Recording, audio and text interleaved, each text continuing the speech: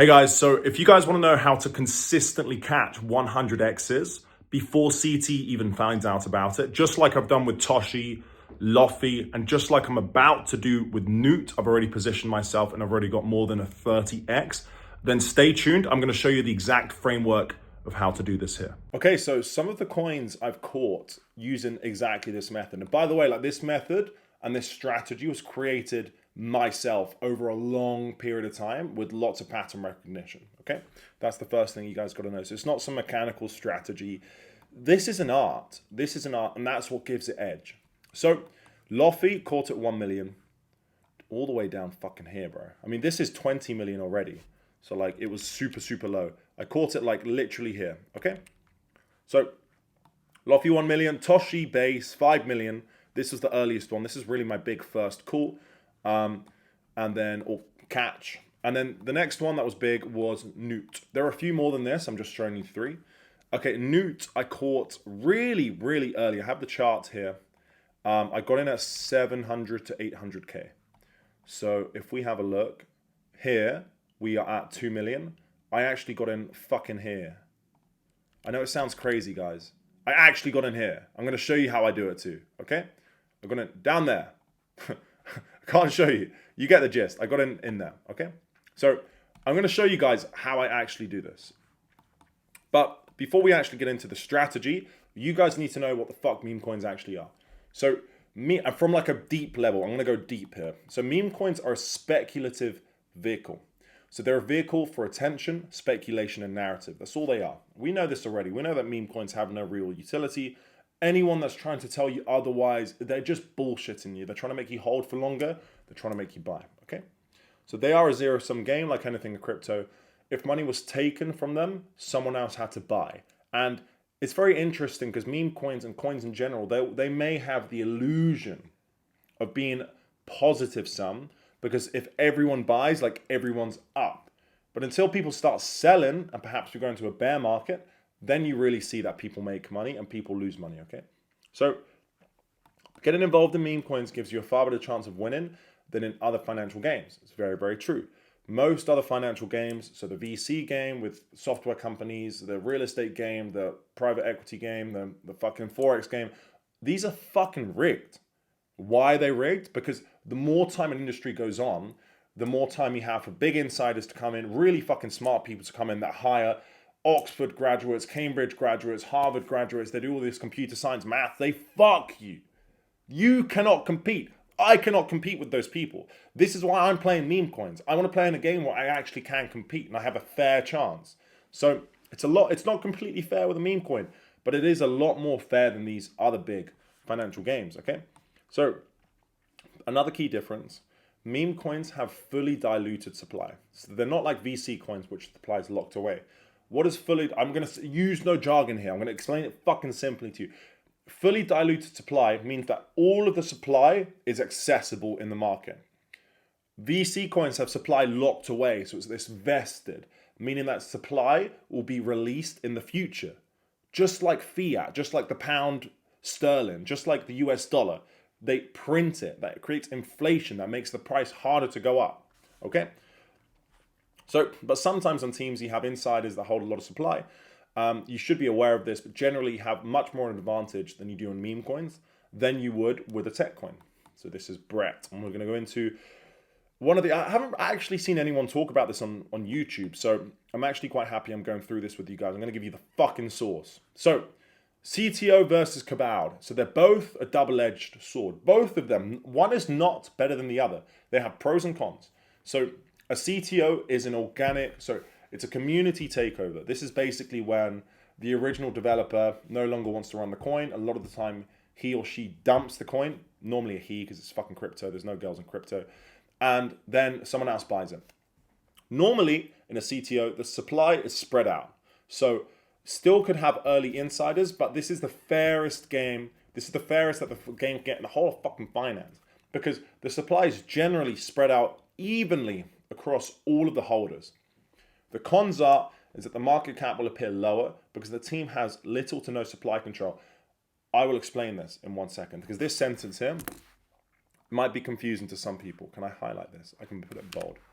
That may appear confusing. So cabal equals inorganic.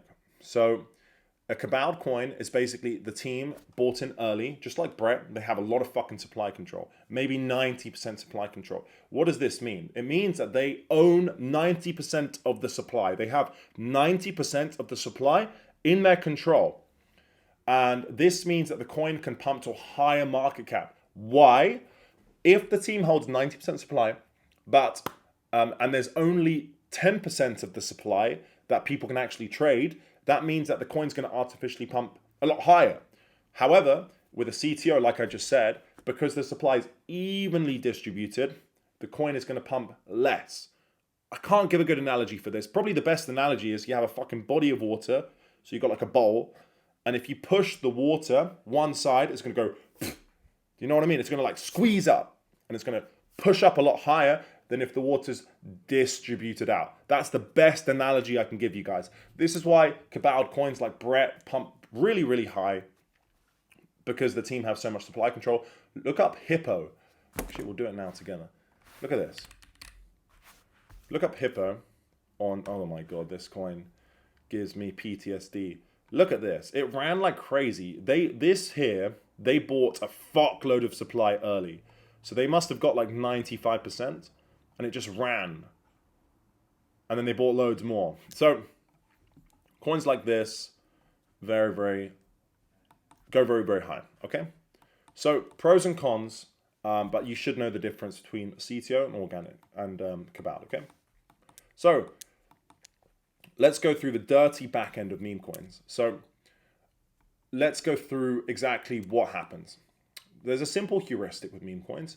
The earlier / lower someone buys, generally the more money they make. That's simple. So you want to be asking yourself, okay, who buys the earliest? Who buys the lowest? Well, it's always team and insiders, right? Because the team always buy the earliest, and then insiders buy super early as well. The KOLs make money, but the KOLs don't normally buy early. They just get given supply. So it's like feeding a baby candy. It's just easy. Marketers as well. These people always make the money. But then smart retail can make money. So if you get smart retail, maybe like me, so I buy on a retracement and then I sell like on the way up, I can make money. But the people that get fucked are dumb retail exit liquidity. And I've got another video where I explain the main mistakes people make and why they lose money. And if you think you're dumb retail and exit liquidity, I hope you're not. You should probably watch that video, but I'm sure most of you aren't. So the money moves up the pyramid. So the dumb retail exit liquidity give the money to smart retail insiders team. Smart retail, if they lose money, sometimes they do, they give money to insiders and team as well. So that's the way it works. It's the simplest way I can describe. And I know this too, because I just came back from Token 2049. I went to tons of side events. I actually went to the Brett Carnival. So if you were there, you probably saw me as well. I got the high score on the punching bag. Just a side note. Iced Out AP's crazy fucking watches. Like, these guys are loaded. They made so much fucking money. So these people basically took the money. They stole. This is my favorite adjective. They stole the money from these people. They fucking stole it in a legal way. And that's how the financial system works. That's how the whole world works. That's the game. Like, everyone's just stealing from each other. Yes, overall productivity can go up, but at the highest levels, it's a game of taking money from someone else. Okay? So that's how it works. Now, how do the team actually make money? And by the way, I'm explaining all of this to you guys because I really think it's important for you to have a baseline understanding of what the fuck meme coins are. How can you expect to win a game before you know the rules? How can you expect to win a game before you know the inside information about how they work? I'm giving this all to you. No one else gives this to you guys. How does the team actually make money? Well, a lot of times you hear teams saying, oh, we didn't sell a penny. We haven't sold any. Okay, bro, you didn't fucking sell any. You didn't sell any, but this is how you made money. They sell through a market maker. So team didn't sell any supply, but the market maker took out. So the market maker buys and sells, but oftentimes they sell more than they buy. So they make a profit, and then they give a percentage to the team, and they keep a percentage for themselves. So normally the team get a way larger percentage, and the market maker gets like a small cut. Okay. So that's essentially the team selling, but the team are fucking pussies. They don't want to say that they sell. Number two, they move their supply to an exchange once it's listed and sell silently through a market maker too. You can't even track this. It's on an exchange, okay? Sometimes, mostly on Solana, because it's the most extractive one. It's probably the easiest way to do it. They do a one-sided liquidity pool. This works very well when the price is pumping very high. So this is what happened on Libra. So I still fully don't understand it, but essentially my understanding of it is that it's a one-sided liquidity pool. So people put in the native token, which is Solana, and then they get back tokens. But it doesn't show up on the scanner. Does that make sense? It doesn't show up on the scanner. So essentially, the price isn't going up, but people are given SOL. It's like an OTC, but on-chain, like without actually going through the OTC. I'm explaining it very badly. Essentially, the team get given cash and the team give the tokens, which we know is fairy dust anyway. OTCs, so people give the team money, they give them 10,000 US dollars, and then the team give them tokens. That's a clean way for the team to exit. Selling on-chain without a market maker, but most teams don't do this because it can be tracked pretty easily. So when a team tells you we haven't sold a penny, they could have not sold a penny, but they could have done 1, 2, 3, and 4. So don't fall for it. Okay, that's how the team actually make money. Okay, so where to play? So when looking for returns, you have to choose the right place to play. So for example, if you're looking to buy property and invest into property and get a good return, you probably shouldn't choose London or New York unless you had a lot of fucking money. Because if you want to get good property deals in London and New York, especially at a high level, you need a lot of capital and you need a lot of connections. And the people in the space have already really dug their heels in because they've had fucking decades to do so. So you're probably better off finding somewhere with more asymmetry. Maybe like some fucking small coastal village in, I don't know, Egypt or India that you think is going to be really big, or Mexico, whatever, right? And maybe if you're right with your thesis, the coastal village will develop, people will go there, people will start partying, it'll be the next fucking Tulum, and you'll make a load of money. Same with Memecoins, with crypto. Some chains are more extractive than others because people have already dug their heels in and they already have more of an edge. Some are easier than others. So I made a tier list of the ones that are the hardest, ones that are easiest. I only made this list for the ones that I've played on because I can't have an opinion on chains that I haven't played on. I think that's fair, right? So generally, yes, like I said, the older the chain, the more extractive, la la la la. So Sol equals fucking hard mode. Sol is extractive as fuck. Sol is very, very hard, but it's got a lot of liquidity. And that's why all the big players are there, because the liquidity is really large. That's also why all the big property players are in New York and London, because the liquidity is really fucking big. And they can actually fill their size. They're not going to be buying some tiny little village bungalow in, I don't know, some third world country. They need big properties because they have a lot of cash. Sui and Abstract offer the best risk reward right now, but the liquidity is a little bit low on Abstract right now. So if you're like a big fish, it might be hard to get in, but you can always throw 10K at a Memecoin. It's not a big deal, okay? Sui is also very good. So here's the tier list. So we got Solana is the hardest, and then the base, and then Sui, then Abstract is the easiest. So if you have a small portfolio, just get involved in Abstract. You'll make the most money. If you're like a medium-sized portfolio, Sui is good as well. Sol is good if you want to put in size, but it's the most extractive. So yeah, it really just depends on your portfolio. But I'm playing on Abstract and Sui mostly because Sol is extractive as fuck and I don't really like it. Okay, the process. So how do I actually find and evaluate these plays to get huge returns? So we're going to go through it now. And I keep saying this I swear every fucking video I say this. Get into private groups. Give value. Because the more groups you're in, the more people like you are looking for the coins as well. And you'll be more likely to catch the coin. Okay? So fucking important. That's the number one thing you can do. Stop trying to be a lone wolf. In crypto, it just doesn't work. You need to get in groups. You need to make friends with like-minded people. And this is the key. You can't just fucking join a group and sit there idle. Give value. Give value. Give other people value. You literally don't have enough bandwidth to do it yourself, okay? If you just go in a group and expect to be spoon-fed, you're going to get fucked. You need to give value. If you know the team or someone else who knows the team and they're verified. Okay, so yeah, knowing the team is very important as well, because the biggest risk to early on, the biggest risk to a meme coin is the team dumping. So if you know who the team is or you know someone that knows the team, this should give you a lot more confidence because the asymmetry is up because you know that there's a high chance the team is not going to sell. So the only way it can go is up a lot of the time. Okay. Prioritize smaller chains and new launches. Like I said, smaller chains equals abstract, new launches. New launches. Most of my, look, 2 of my calls here. Calls, I hate calls. 2 of my plays. There we go. Lofi, new launch. NOOT, new launch. So getting into new launches is alpha. But you need to hear about the fucking launches, and that's why you need a fucking network, okay? So the earlier you get into a chain and into new launch, the less bag holders there are already. So new launch equals less bag holders, equals less people can dump on you, which means that there's bigger asymmetric returns.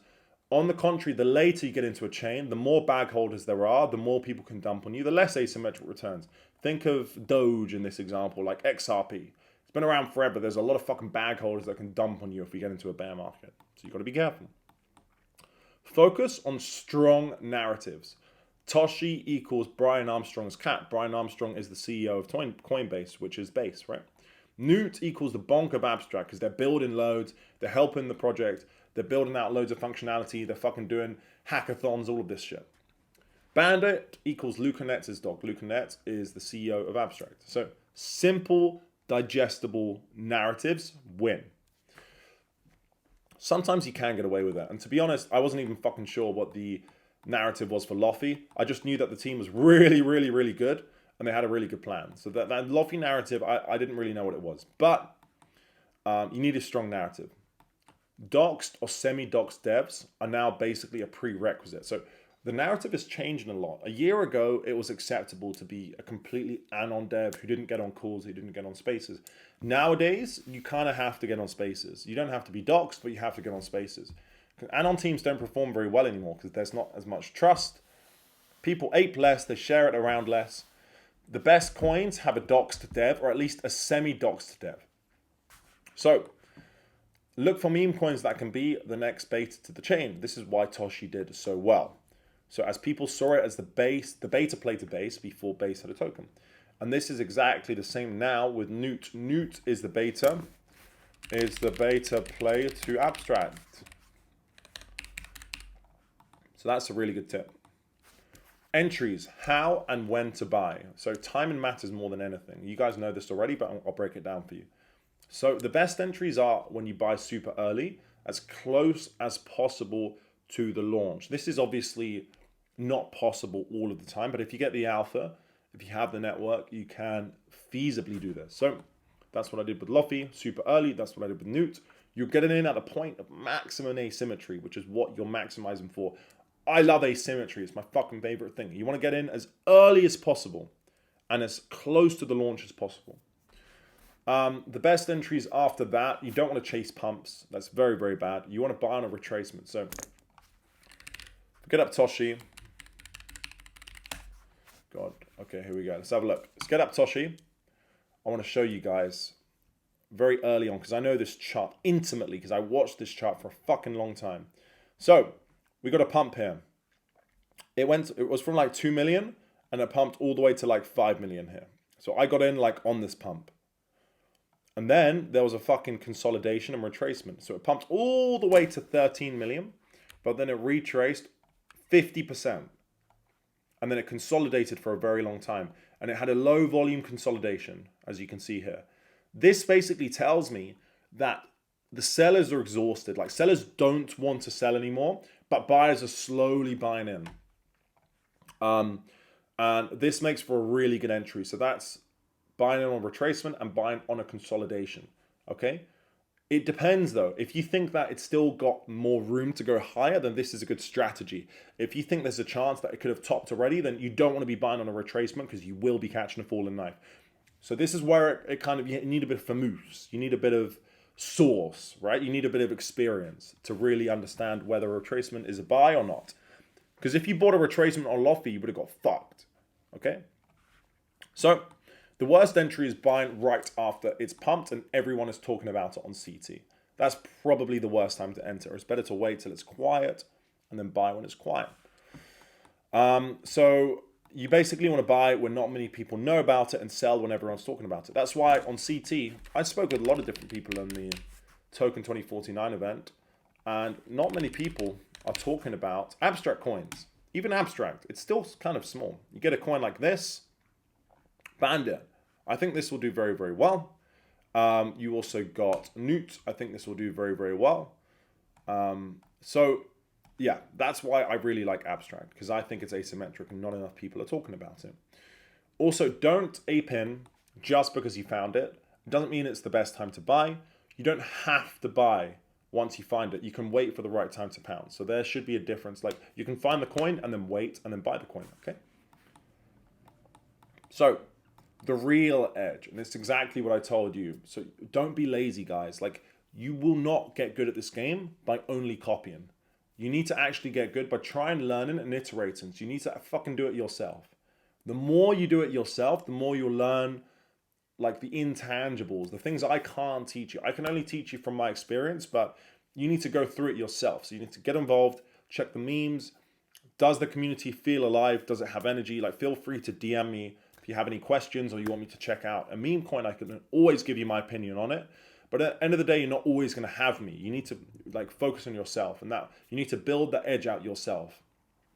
So I have built out so many reference points now that my intuition as to whether a coin is good or not is extremely strong. Like, I kind of know if a coin is good, I know if a coin is bad. So I can provide a general framework, but if you want the very best results, you have to go through it yourself. And that's just the name of the game. You have to build it out yourself, guys. But you can use all of the knowledge I've given you here, okay? So the summary, my framework: play on low extraction chains. So play on Sui, play on abstract. Join private groups, provide value. Know the team or know someone who does. Prioritize memes with strong narratives. Wait for the right entry / choose the right entry, preferably as close to the launch as possible. Use your gut, not greed. So over time, build up enough reference points that you know what's good and you know what's not. Follow my Twitter. Thanks for watching.